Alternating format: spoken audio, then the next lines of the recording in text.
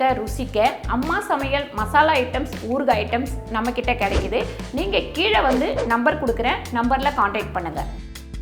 வணக்கம், நான் உங்கள் அம்மா சமையல் மீனாட்சி. இன்றைக்கி பச்சை பயிர் வச்சு தான் நம்ம பாயாசம் பண்ண போகிறோம். இது பார்த்திங்கன்னா ரொம்ப ஹெல்த்தியான ஒன்று. இது சுண்டலாக செஞ்சு சாப்பிட்லாம். அதுக்கப்புறம் பார்த்திங்கன்னா காரக்குழம்பு வைக்கலாம், இதுலேயே சாம்பாரம் கூட வைக்கலாம். இன்றைக்கி நம்ம பாயாசம் வைக்க போகிறோம். வாங்க எப்படி பண்ணுறதுன்னு பார்க்கலாம். முதல்லையே பச்சை பயிரை வந்து குக்கரில் போட்டு ஒரு 5 விசில் போட்டு எடுத்து வச்சுக்கோங்க. இப்போ நான் தண்ணி வச்சுருக்கேன். இது கொஞ்சம் சூடாகட்டும். சூடான உடனே இந்த ஜவ்வரிசியை போட்டு நல்லா வேக விடணும். இப்போ நான் ஒரு 50 கிராம் ஜவ்வரிசி வச்சுருக்கேன். நார்மல் ஜவ்வரிசி தான் இது. இது வந்து கொஞ்சம் நல்லா வேக விட்டுக்கணும். தண்ணி நல்லா கொதிச்ச உடனே போட்டிங்கன்னா ஒரு 5 நிமிஷத்தில் ஜவ்வரிசி வெந்துடும்.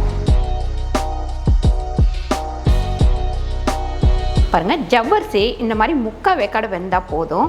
அது கொஞ்சம் மலர்ந்த மாதிரி இருக்கும். அந்த ஸ்டேஜ்லேயே நம்ம வந்து பச்சை பயிர் வேக வச்சுருக்கோம் இல்லைங்களா, அதை வந்து இதில் சேர்த்துடலாம்.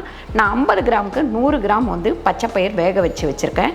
இது கேட்டிங்கன்னா ஒரு 10 பேருக்கு சாப்பிட்லாம். இந்த பாயாசத்தை ஒரு 10 பேருக்கு நம்ம பரிமாறலாம். நீங்கள் 2 பேர் தான் இருக்கீங்க அப்படின்னா ஒரு சின்ன கரண்டி அளவில் போட்டுக்கோங்க.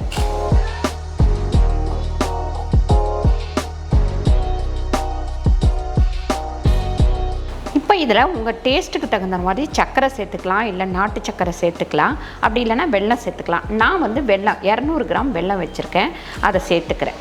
நம்ம பாசிப்பருப்பை ஃபஸ்ட்டு குக்கரில் போட்டு வேக வச்சு எடுத்துட்டோம் அப்படின்னாக்கா 7லேருந்து 8 நிமிஷத்தில் இந்த பாயாசத்தை வந்து செஞ்சு முடிச்சிடலாம்.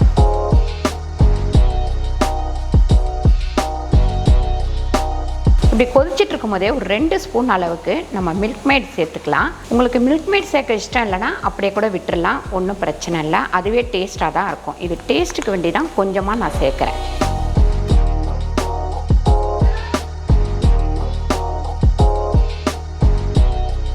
இப்போ நம்ம இதில் ஏலக்காய் பொடி ஒரு 1/4 டீஸ்பூன் அளவுக்கு சேர்த்துக்கலாம். அதுக்கப்புறம் நம்ம சாரப்பருப்பு 1 ஸ்பூன் அளவுக்கு சாரப்பருப்பு சேர்த்துக்கலாம். பாயாசம் அப்படின்னாலே சாரப்பருப்பு போட்டால் அது ஒரு தனி டேஸ்ட்டு கிடைக்கும். அதுக்கப்புறம் ஒரு 2 ஸ்பூன் அளவுக்கு நம்ம வந்து திருவின தேங்காய் சேர்த்துக்கலாம். தேங்காய் சேர்த்ததுக்கப்புறம் நல்ல ஒரு கொதி வரட்டும். அப்போ தான் தேங்காய் வந்து நமக்கு தேங்காய் சேர்க்குற தொட்டு கெட்டு போகாமல் இருக்கும். பாருங்க, பச்சை பயிர் பாயாசம் வந்து இப்போ ரெடி ஆயிடுச்சு. இதை இறக்கி கீழே வச்சுட்டு நம்ம வந்து முந்திரி வறுத்து இதோட சேர்த்துக்கலாம். பாருங்க, முந்திரி வந்து நல்லா வறுத்துட்டு இதில் ஊற்றிடலாம்.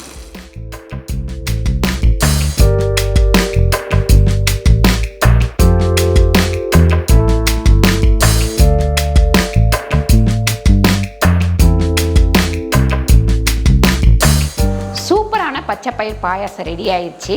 நீங்களும் வந்து இதை ட்ரை பண்ணி பாருங்கள். ட்ரை பண்ணி பார்த்துட்டு கமெண்ட்டில் சொல்லுங்கள். இந்த வீடியோ உங்களுக்கு பிடிச்சிருந்தால் லைக் பண்ணுங்கள், ஷேர் பண்ணுங்கள், சப்ஸ்கிரைப் பண்ணுங்கள், ஃபேஸ்புக்கில் ஷேர் பண்ணுங்கள், மறக்காமல் கமெண்ட் பண்ணுங்கள். நன்றி, வணக்கம்.